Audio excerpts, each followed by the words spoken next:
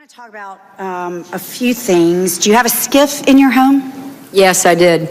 Okay, and who else was at your home? Were you alone? I was alone, yes. The whole night? Well, yes, the whole night. Well,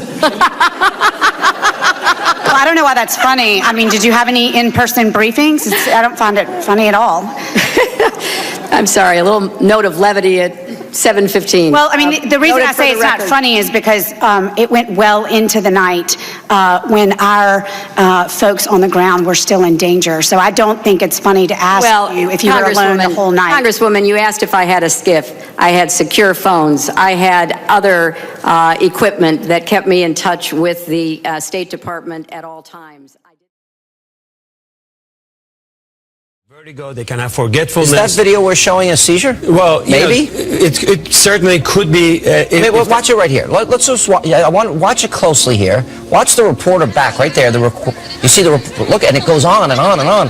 That is, to me, bizarre. There's certainly some neurologic issue going on depending on when this tape was taken, but 30% of the patients that have some sort of the post-traumatic injuries, they can have cognitive issues, forgetfulness. Sometimes they can forget words. The topic just to be clear on, I talked to a top epileptologist today, a seizure specialist, one of the top in the country, that does not think that's a seizure. So I want to be clear. We need the records to be able to make those determinations.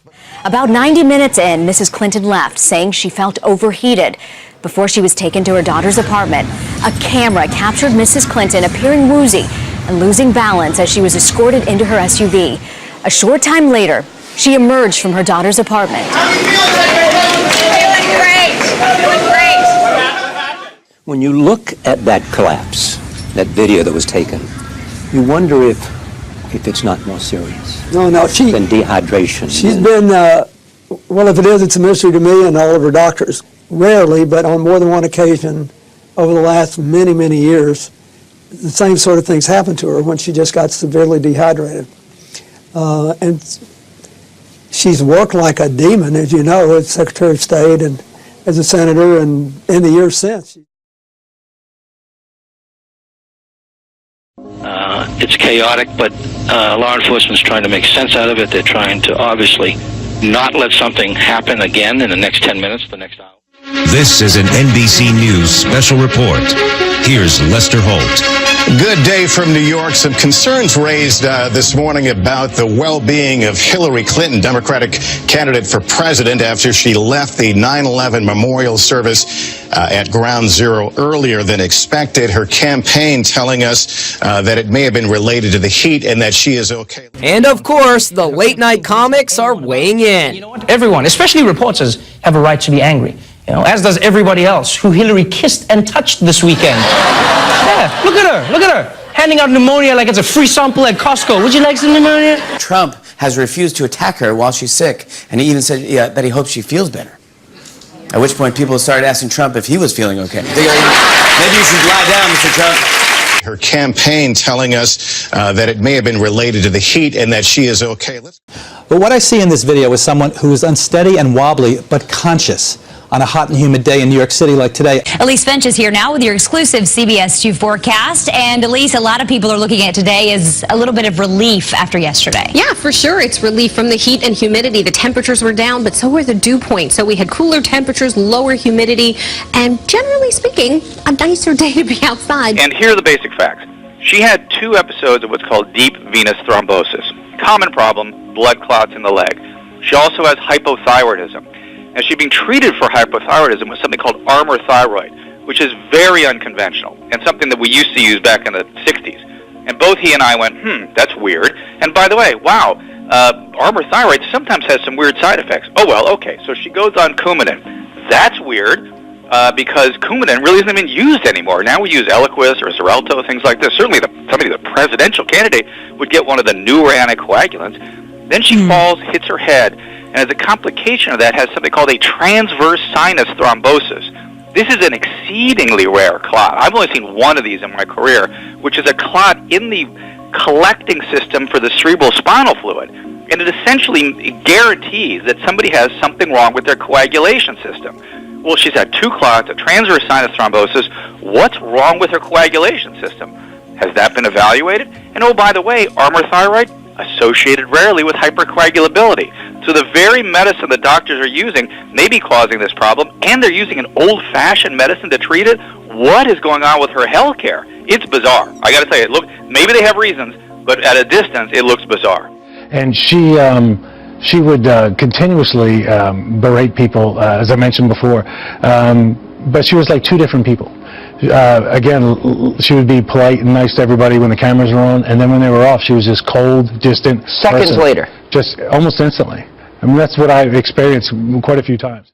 And I also think we'd be a lot better off if we actually talked to each other instead of yelling at each other. I'm so sick. I am so sick of the Sanders campaign lying about me. She does seem angry a lot. Right. And you're saying behind closed doors when nobody's looking, she's that angry person always. Mostly. Or distant, cold. What I've been looking at there, Sean, doesn't concern me too much. That's her being a politician. The kind of anger I'm talking about is where she just almost can't even complete a sentence. She starts yelling, screaming, cussing. I talked in the book how she By the way, berates the mistreating president. people in their positions. Sure. All the time. Yes, the uniform division officers, agents. So this is like you're describing a phony, fake, fraudulent human being. Absolutely. All right, let me give you an example. This is Hillary, saying she remembers landing under sniper fire when she went to Bosnia. This is what she said. I remember landing under sniper fire. There was supposed to be some kind of a greeting ceremony at the airport, but instead we just ran with our heads down to get into the vehicles to get to our base. Great image making, but here's the problem. We have the real video, and this is it. This is Hillary arriving not under sniper fire, but she walks up to a group of young girls who give her flowers and give her gifts. That's not exactly sniper fire. So is that the person that you're trying to warn America about? Yes. Explain. In other words, she sits with an interview with Bill. You think they're the happiest couple together. The light goes off. She hates him. Right. I don't know if she hates him or not, but I will tell you that the example you just showed there is a perfect example of anybody that worked around them in the Secret Service. When they saw that, they knew they started laughing their faces off because they knew that was a flat-out lie. Secretary Clinton said there was nothing marked classified on her emails, either sent or received. Was that true? That's not true. Secretary Clinton said, I did not email any classified material to anyone on my email. There is no classified material. Was that true? There was classified material emailed. Secretary Clinton said she used just one device. Was that true? She used multiple devices. Secretary Clinton said all work-related emails were returned to the State Department. Was that true? No, we found work-related emails, thousands. Did her lawyers read the email content individually? No. The internet is lighting up with conspiracy theories claiming this is not Hillary Clinton, but a body double.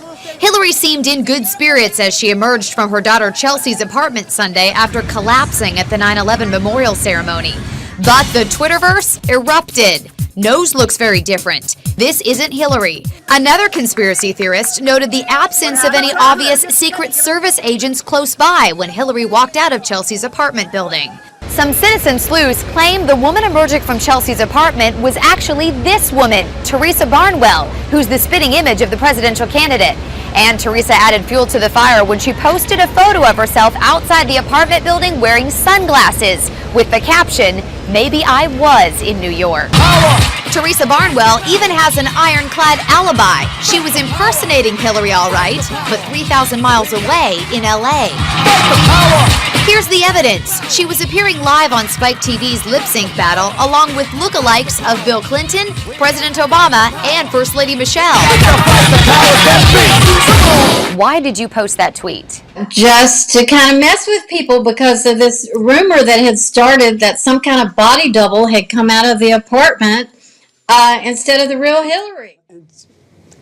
She's worked like a demon, as you know, as Secretary of State and as a senator and in the years since.